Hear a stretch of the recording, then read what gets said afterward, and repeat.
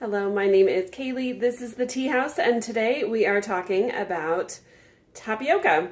So, about a year ago, I asked my husband when he was going to the store if they had it, if he could pick me up some tapioca starch, because I wanted to make homemade boba, which is, I believe, a Vietnamese addition to like milk tea. And what he picked up was minute tapioca. Now, I have chosen to do kind of our own version of the Three Rivers Homestead pantry challenge. Obviously, I do not have any animals, any dairy animals, any chickens, anything like that. So not going to the store is not possible for us. I have a toddler that drinks milk on a daily basis. And yeah, it's just not feasible. But I do have the ability to reach into my pantry and figure out what we are not using on a regular basis. And that happens to be tapioca. So the first thing that I'm going to do is I'm going to make some tapioca pudding with the minute tapioca that my sweet, sweet husband got over a year ago. When that is cooking, I am going to start making homemade boba with the tapioca starch that I originally was wanting. And I received a couple months ago in my Azure Standard order. So I hope that you enjoy this tapioca-filled video. Let's get cooking. All right, so here we are, tapioca pudding. Super simple recipe because all you do is follow what is on the side of the box. Now, there are a couple different recipes on here. There's also fluffy tapioca cream, and if you want to make some fruit pies with some tapioca, but I didn't have all of the ingredients for both of those items, so we're just going with some standard tapioca pudding. So in here, I whisked together 2 3/4 cup of milk and 1 egg. Then I added a 1/3 cup of sugar and 3 tablespoons of the tapioca pearls. And let me just show you these because they're much smaller than I anticipated. And so, yeah, I was pretty shocked about that. So we have incorporated everything. It says to incorporate and let stand for 5 minutes, and then we're going to bring to a boil and then remove from heat, stir in a teaspoon of vanilla, cool, and we're done. So pretty simple here. I will turn on the stove, and while that is coming up to a boil, I am going to measure out my ingredients. I'm going to be using the same pot, so I'm not going to be able to cook it right now. But I'm going to be measuring out my tapioca starch, my brown sugar, and my water to make the homemade boba. All right, so this is definitely coming up to a boil. A couple quick things to note. You do want to whisk this, I don't want to say continuously at this stage, but definitely note that when your heat is on high, it's going to come up to a boil and it's going to start sticking pretty quickly. So I see these little steam wisps coming up, and I know that we are close to the boiling stage. So I am now watching this a little more intently. I did end up grabbing another saucepan. So in this saucepan, I have 8 tablespoons of water and 4 tablespoons of brown sugar.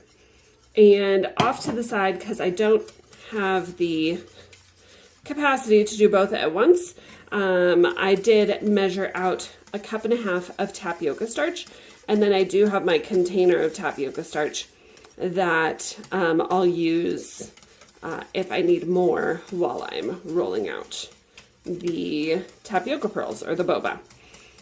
But for now, this is, like I said, coming up to a boil. We are almost there. It's getting steamier. And then once this comes to a boil, we are going to turn off the heat, add the vanilla, and let it cool. All right, we are just about to a full boil. I do have to be careful. This pot is a little small for what the amount that I am making. So if it happens to start to boil over, I will definitely lift it. I'm gonna cook it for just a minute just to make sure we are at a full boil. Yep, now we're gonna move it off the heat. There we go, bring it back. That heat is off. We're gonna add about a tablespoon of vanilla. I'll stir that in real well. And then I'm going to move this to the back burner to cool completely. And then I'm going to wash my whisk, and we are going to get over to the other saucepan. We are back over yet again on the stove. Our tapioca pudding that we just made is actually over there, cooling nicely. This is some water and brown sugar, and I have a bowl of 1.5 cups of tapioca starch or tapioca flour. Other uses for tapioca, you can use it just like cornstarch, you can use it like potato starch, like arrowroot powder.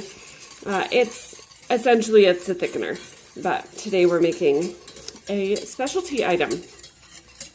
So we are going to bring this water up to a boil and get all of the sugar dissolved. Once that is done, we are going to add a little bit of the starch, make sure that it combines completely and thickens nicely. Then we are going to add the rest of the starch, so about 50-50. And then we are going to turn it onto our work surface, which is my countertop, and knead it until it forms a really nice dough. So this is boiling, obviously. So we're going to spoon in a good portion. That's not quite half, but I do not... I've never made this before. So I don't want it to burn. I don't want it to do anything weird for me. This looks like pretty much all of the recipes that I watched. So I think we're good for now.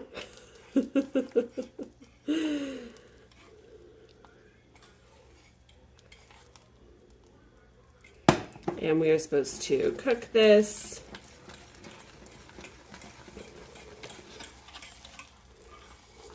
until it gets nice and thick, which it got thick really, really quickly. So I'm going to take this off of the heat and get it poured out onto my countertop and over there so that I can start kneading it.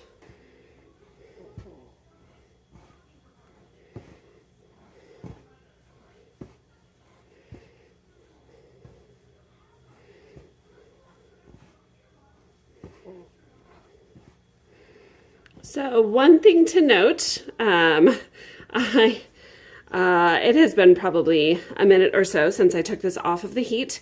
I had to put a quick apron on because I didn't want to get totally covered. This is still incredibly, incredibly hot. So please be careful. Make sure that you do not burn yourself. This is essentially a boiling sugar syrup that has been made into a dough. So what I did is I took the remainder of my tapioca starch, which is all of this, and poured it onto my work surface. And then I poured what was in the saucepan onto that work surface, so that it didn't stick onto the counter, but so that I can knead it in all of the remaining tapioca starch that the recipe called for. And I'm just going to knead this like I would a bread dough until all of the starch gets incorporated, or it turns into the consistency that I think it should be.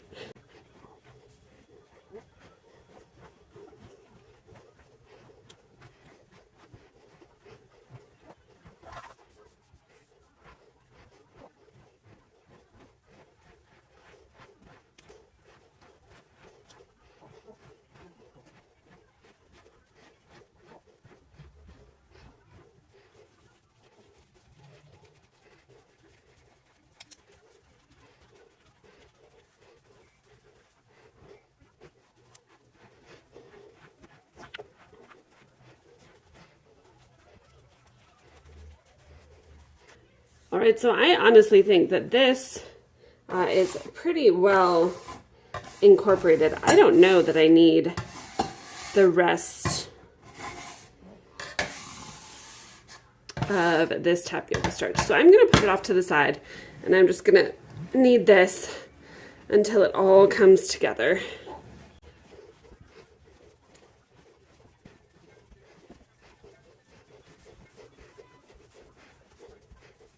So I originally had a cup and a half of tapioca starch. This is probably, I mean, I would say at least half of a cup here. So I'm just gonna put this back into the container. I don't have any issues with possible cross-contamination, or I don't have any of those concerns, because the tapioca balls are actually going to be shelf stable, so for about up to 3 months. So I'm not worried.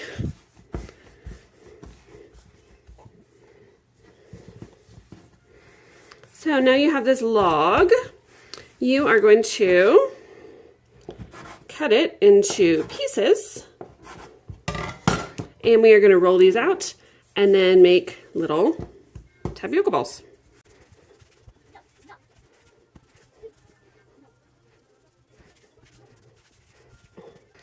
I'm finding this dough to be very elastic. My guess is I probably added too much tapioca starch, and that is okay, but it's just going to make this a little more difficult for me, which is fine. So we are going to cut this little log into pieces here, and then cut these pieces.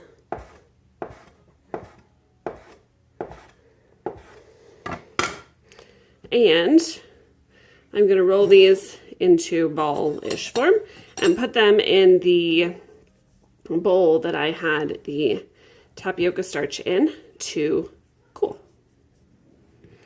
And they should kind of harden. You want them as even as possible, but obviously, you know, this guy is not the same size as this guy. Just do what you can and work as quickly as possible is what I have read.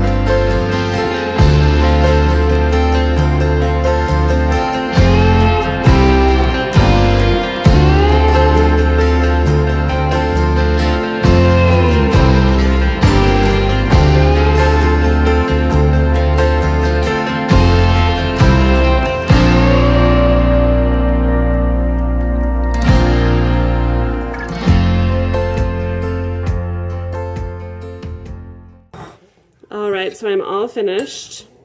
I have all of these little boba balls, not really balls, pieces. What I'm gonna do actually is lay them all out on the counter so that they dry and they don't stick together like some of these are obviously doing. And then I will come back in about an hour when they're all dry and put them into a container so that we can make our boba drink tomorrow. So this is step one. You actually have to make the boba, and then you you put it into drink form, with tea or milk or some other beverage.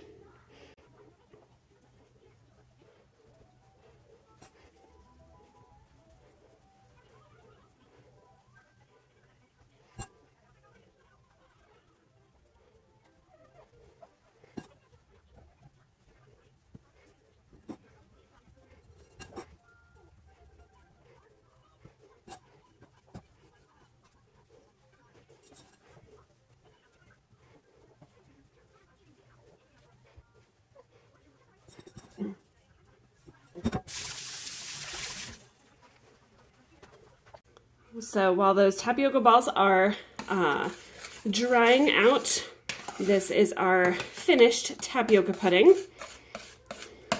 All of those tapioca pearls have expanded, and there are plenty in there. So let's give this a quick taste test. Ooh, it's still hot. That is absolutely delicious. Thank you so much for joining me on our adventure using tapioca. One of the many things that is in my pantry that I rarely use.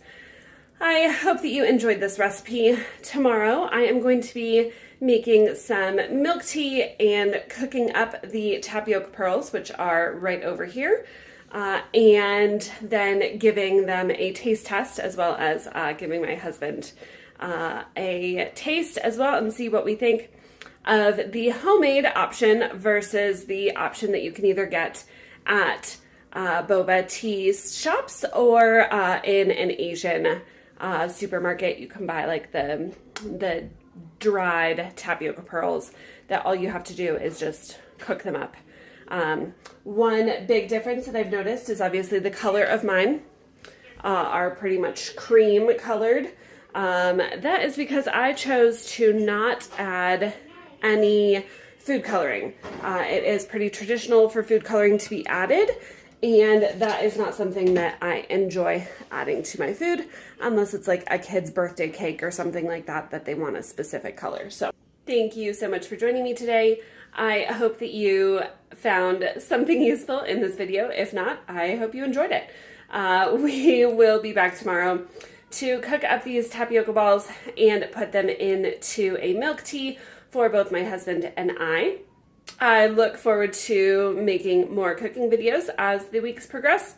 Now that my little baby has arrived safe and sound and we have gotten acquainted as a family. So we will have a lot more videos to share, including plenty of cooking videos, some baby related videos, and more shopping hauls to come.